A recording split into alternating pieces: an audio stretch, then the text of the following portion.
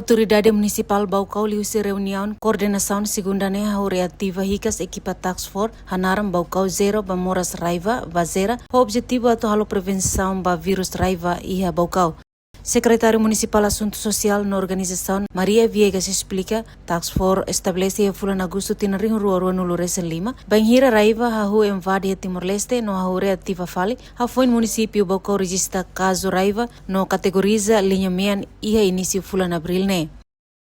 Baucau mo si haona risco mean tebele diangkata kusi risco mean ho risco mean idane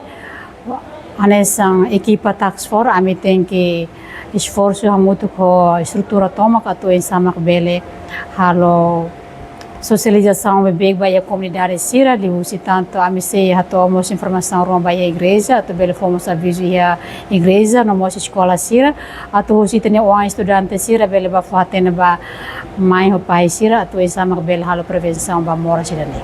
Ia faten hanesan médico veterinária Ministério Agricultura Pecuária Pescas no Floresta município Baucau doutora Gélia Ximenes Sateten equipa task force nebe estabelece precisa de cooperação liu continua halo socialização no sensibilização direta ba comunidade no halo prevenção ba raiva liu se vacina ba animal nebe abandonado e posto Baucau Vila. A equipa tem que meter e para ver halo socialização, a sensibilização da comunidade sira e depois movimento animal de bem corasnya da down ao livre itu tem que serviço mútuo equipe dele tem que forte para bele